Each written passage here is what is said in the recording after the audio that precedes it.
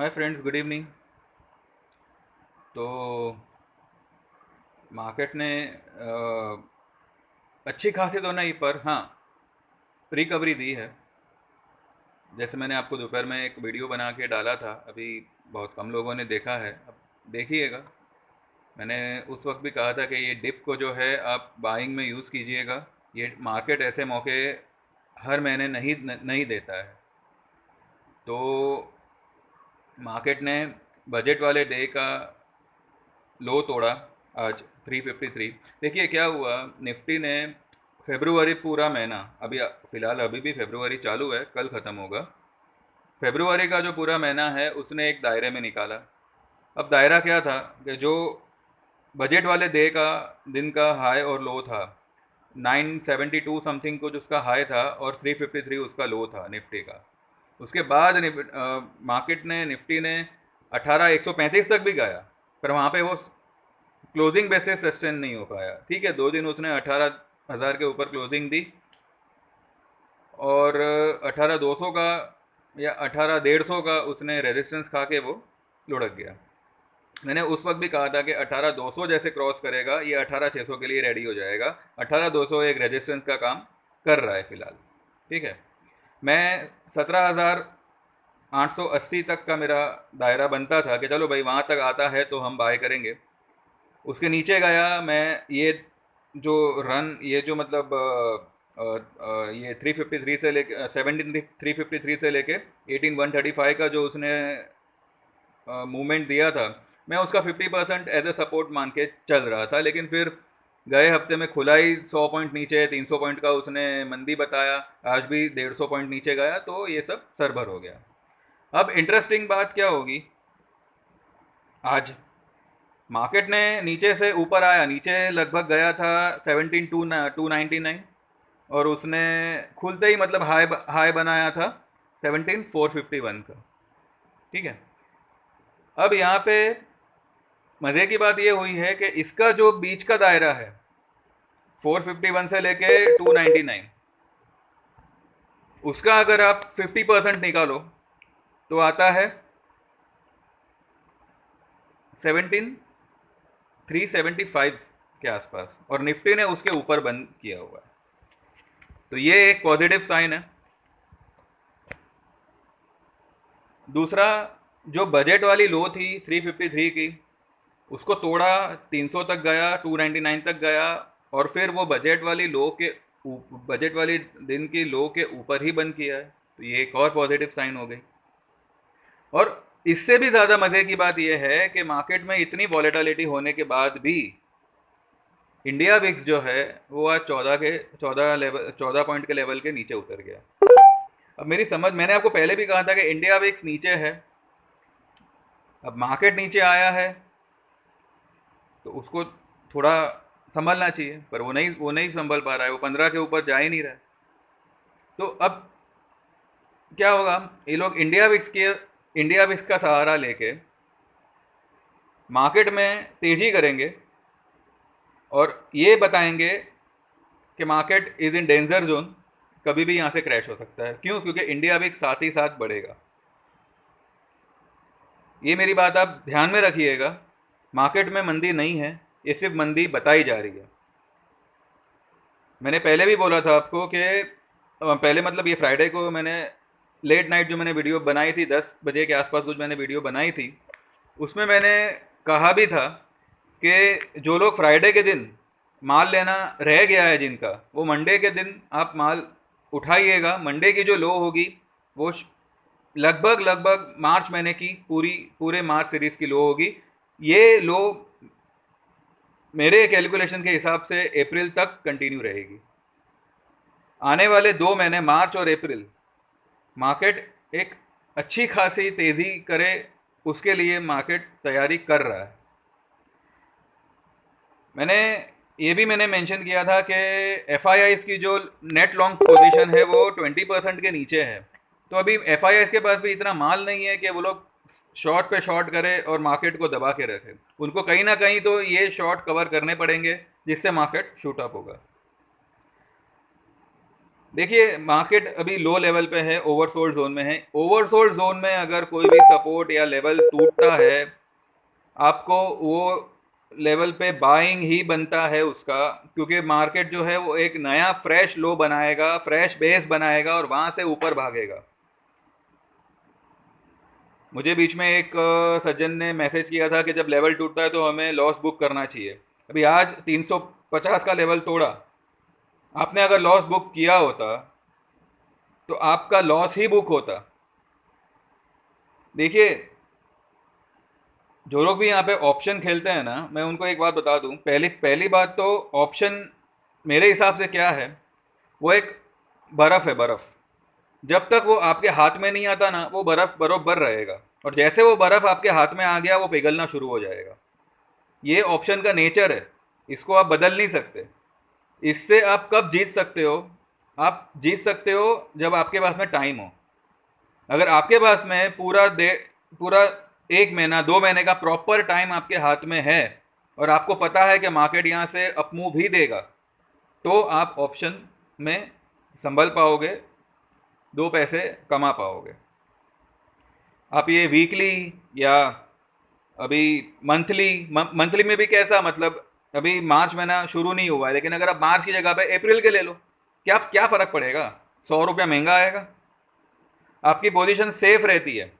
क्योंकि ऑप्शन में क्या होता है, एक हफ्ता भी अगर निफ्टी नहीं चला ना, एक हफ्ता भी अगर निफ्टी रेंज बाउंड रहा, स्लगिश रहा, बोरिंग सेशन देने लगा, आपका प्रीमियम घट के सत्यानाश करेगा।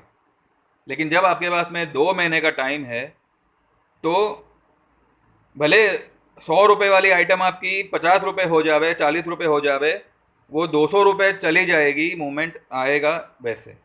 लेकिन उसके लिए आपके पास में टाइम होना ज़रूरी है। ये आपको यूट्यूब में भी कई लोगों ने आपको बताया होगा। आप ऑब्वियसली आप औरों का भी वीडियो देखते ही होंगे, उन्होंने भी आपको यही बताया होगा, और यही सच है। ऑप्शन में हमेशा आप टाइम लेके चलिए, आप हमेशा सेफ रहोगे, आपका पैसा भी सेफ रहेगा। हमारा ऑप्शन में 18,000 का निफ्टी का कॉल 27 अप्रैल का लॉन्ग है। हमारी एवरेज कुछ 208 के आसपास कुछ बनी है, 208 209 ब्रोकरेज वगैरह पकड़ के। उसके नीचे 50 पॉइंट 57 पॉइंट शायद हम लोग अभी माइनस चल रहे हैं। हमें अगर 325 पॉइंट भी मिलते हैं, 300 पॉइंट भी मिलते हैं, हम यहाँ से निकल जाएंगे। उसके लिए मुझे 18,000 पार करने की ज़रूरत नहीं है, इतना आप ध्यान में रखिएगा। क्यों?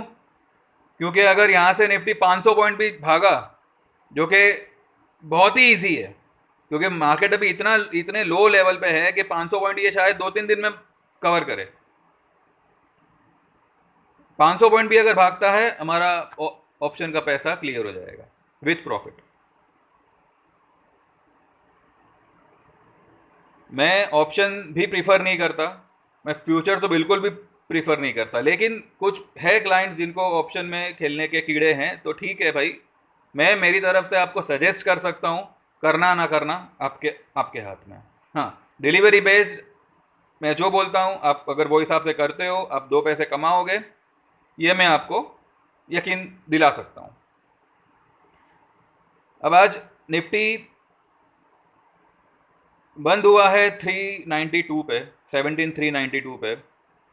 मेरे कैलकुलेशन के हिसाब से कल ट्यूसडे को निफ्टी एटलीस्ट 17,520 का लेवल दिखाना चाहिए, 520 530 का लेवल दिखाना चाहिए। उसके ऊपर भी गया तो कोई अजीब बात नहीं होगी, जा भी सकता है, लेकिन 520 कम से कम हम देख पाएंगे स्पॉट में, इतना मुझे लगता है।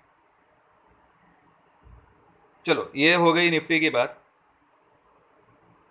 मैंने स्टॉक जो सजेस्ट किए थे, पीईएल, पिरामल एंटरप्राइज, सुबह में भी मैंने जब वीडियो डाला था कि आप ये डिप को यूज़ करिएगा, उस वक्त भी मैंने कहा था कि पिरामल, चंबल, ये सब जो है आप डिलीवरी में उठाइए। इंडिया बुल्स, चलो चंबल और इंडिया बुल्स तो वहीं पे है। पिरामल एंटरप्राइज 783 पे आया हुआ है, 801 का हाई बनाया और 773 की उसने लो बनाई। पिरामल एंटरप्राइज एक बहुत ही तगड़ा स्टॉक साबित होगा, इस पे आप ध्यान रखिएगा। अगर लेना चाहो तो आप इसको ले सकते हैं। 2-5 रुपये आगे पीछे मत देखिएगा, इसका टारगेट हमने 900 प्लस का ऑलरेडी बोला हुआ है। अब रिलायंस, रिलायंस क्या किया रिलायंस ने आज? 2367 पे क्लोज किया, 2389 का हाई बनाया, 2351 का लो बनाया। मैंने पहले भी कहा था कि 2380 का स्टॉप लॉस लगा के आप रिलायंस में लॉन्ग लॉन्ग रहिएगा, ठीक है। अब क्योंकि मार्केट ही ऐसे लेवल पे है कि अभी यहाँ पे स्टॉप लॉस आप भूल जाइए, आप खाली बाय में इंटरेस्टेड रहिए, बराबर है। रिलायंस में भले भले वो लेवल के नीचे आज ट्रेड कर रहा है, लेकिन हमने 2350 से लेके 2380 का जो भी 30 पॉइंट का दायरा है उसको एक बेस बना के ही हम लोग ने उसमें बाइंग पोजीशन आज भी क्रिएट की है। थोड़ी सी की है, वैसे हम करने वाले नहीं थे, लेकिन फिर भी हमने बोला चलो ये लेवल मिल रहा है, अब उठा लो। मैंने पहले भी आपको रिलायंस 2320 के लेवल पे सजेस्ट किया था, जब मैंने पहली या दूसरी वीडियो मैंने बनाई थी, तब मैंने कहा था कि रिलायंस में आप लॉन्ग रहिएगा। देखिए क्या होता है कि जब तक ये सब महारथी लोग नहीं चलेंगे ना, निफ्टी का कुछ नहीं हो सकता। आज आईटी इंडेक्स की वजह से मार्केट बावजूद बैंक निफ्टी 400-300 पॉइंट ऊपर था, मार्केट इतना खास कुछ मूवमेंट नहीं दे पाया, सिर्फ नीचे से 90-100 पॉइंट बढ़ा है। आज अगर नास्डाक प्लस हो गया तो कल आईटी स्टॉक फटेंगे, और भी मतलब कई सारे स्टॉक्स हैं जो लो लेवल बना के ऊपर आए हैं आज। कल अगर मैं रिलायंस की बात करूं तो कल जैसे ये 2370 के ऊपर सस्टेन हो रहा है, वैसे 2367 तो इसका क्लोजिंग है, 2370 3 पॉइंट ऊपर, 70, 71, 72, 75 ये लेवल पे अगर 15-20 मिनट सस्टेन हो गया, अब इसको बाय करिएगा, ये तेजी करेगा कल, ठीक है। बाय करो तो इंट्राडे ध्यान में रख के मत करिएगा। हाँ, इंट्राडे में अगर आपको अच्छा खासा पैसा मिल रहा है, 25-30 रुपये मिल रहे हैं, तो आप निकल जाइए अगर आप निकलना चाहो तो। लेकिन इसका टारगेट मैं आज भी आपको बोल रहा हूँ, 2600 प्लस का टारगेट आएगा, और ये बहुत जल्दी आएगा, ठीक है। मैंने एक स्टॉक कई दिनों से मैं कह रहा था, सिंजिन इंटरनेशनल। अब सिंजिन इंटरनेशनल में आज क्या हुआ, 585 तक तो स्टॉक गया था, वहां से वो थोड़ा करेक्ट हुआ, तब मैंने कहा था कि 555 का एक स्टॉप लॉस लगाइए, माल उठाइए इसको। आज इसने चार्ट में, डेली चार्ट में एक एक हरामी पैटर्न जैसा कुछ बनाया है, इसको बुलिश हरामी बोलते हैं। अब इसका इम्पैक्ट कब आएगा? कल आएगा, जब ये आज की हाई को तोड़ के क्रॉस करके ऊपर की तरफ ट्रेड करेगा, तो ये जो पैटर्न बनी है वो पैटर्न वैलिड हो जाएगी। 571.9 का इसने क्लोजिंग दिया है, 574 का हाई बनाया, 563 का लो बनाया। कल अगर ये आज की लो बचा लेता है और आज की हाई क्रॉस कर देता है, तो ये कल रॉकेट हो जाएगा सिंजिन। बाकी टाटा स्टील, कोल इंडिया, HUL और इंडिगो, ये तो हम लोग लॉन्ग ही है इसमें। रिलायंस, HUL और इंडिगो में हमारी खुद की पोजीशन लॉन्ग है। टाटा स्टील में मैंने आज भी कहा था कि 105 पे ट्रेड कर रहा है, अगर 104, 103 भी अगर जाता है तो आप बाय कीजिएगा। मैंने पहले भी कहा था ये स्टॉक धीरे धीरे चढ़ते पड़ते 125-30 क्रॉस करेगा, इसमें टाइम लगेगा, ये स्लो मूवर है। इंडिया बुल्स 99 के आसपास कुछ है, और चंबल भी जहाँ जो सुबह में लेवल थे वहीं पे आज मतलब कुछ खास उसमें आज मूवमेंट आया नहीं है, आप बाय कर सकते हो उसको बेशक। तो भैया मोटा मोटी मेरा कहने का मतलब ये है कि जब ऐसे लेवल्स और ऐसा माहौल क्रिएट होता है ना, तो इसमें पैनिक में आके माल बेच मत दीजिए, पोजीशन खाली मत कीजिए। हाँ, आपको लेवल्स टूटा तो कब निकलना चाहिए? जब मार्केट ऊपर के लेवल पे है, समझो अभी 18,500 19,000 के आसपास अगर निफ्टी है, और अगर किस एक डिप आती है और 10 दिन के मूविंग एवरेज के नीचे क्लोज हो जाती है, या 15 दिन या 5 दिन के मूविंग एवरेज के नीचे क्लोज हो जाती है, तो एक बार आप थोड़ा हल्का हो जाइए। लेकिन जब मार्केट नीचे है तो ये क्या पाताल में घुसेगा? ऐसा नहीं होता है, आप खुद देखिएगा। मैं भी यही हूं, आप लोग भी यही हो, और मार्केट भी यही है। जब भी मार्केट लो लेवल पे कोई सपोर्ट तोड़ता है तो आपको उसमें बाइंग पोजीशन बनानी है, लेकिन धीरे धीरे।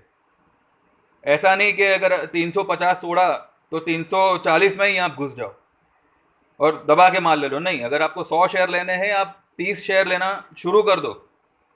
वो माहौल में हमेशा आपको थोड़ा थोड़ा करके खरीदी ही करनी है, ये आप ध्यान में रखिएगा। बाकी आप आपकी मर्जी के मालिक हो। अगर आपको लगता है कि नहीं भाई लेवल टूटा है तो लॉस बुक करना है, तो भाई जैसे आप चाहो वैसे आप करो। मेरा काम था एक सजेशन देना, वो मैंने दे दिया। लेना ना लेना आपके हाथ में है। बाकी मैंने जो भी मार्केट व्यू दिया हुआ है वो मेरा पर्सनल प्रेडिक्शन है, पर्सनल मेरा कैलकुलेशन है। आपको जैसे ठीक लगे वो हिसाब से आप करिएगा। मैंने जो कहा है वो हिसाब से अगर मार्केट बिहेव करता है, मेरे स्टॉक्स बिहेव करते हैं, और अगर आपको लगता है कि आपको मेरी तरफ से कुछ जानकारी मिल रही है या कुछ भी, मतलब कुछ भी स्टॉक रिलेटेड, मार्केट रिलेटेड कुछ भी आपको बेनिफिट हो रहा है, तो आप मेरे चैनल को सब्सक्राइब कीजिएगा। मुझे भी, मेरी भी चैनल को ग्रो करने में आपकी हेल्प चाहिए। आपके बिना मेरा भी कुछ नहीं होने वाला है, ना मेरे चैनल का कुछ होने वाला है। तो रिक्वेस्ट है आप सबसे, आप सब्सक्राइब कीजिएगा। कुछ पसंद आए तो लाइक कीजिएगा। कुछ सजेशन देना हो उसके लिए भी आई एम ओपन, आप मेरे कमेंट्स में सजेशन दे सकते हैं। ठीक है, तो बस इतना ही है। बाकी कल बात करेंगे, देखते हैं कल मार्केट कैसे बिहेव करता है। मुझे कल एक तेज़ी लग रही है, अच्छी खासी तेज़ी लग रही है, और कल नहीं, कल से तेज़ी लग रही है। अभी तेज़ी कहाँ तक जाती है वहाँ आने वाले वक्त में हम डिस्कस करेंगे। ठीक है sir, thank you very much, have a nice time, good evening, and God bless and all the best. Thank you very much.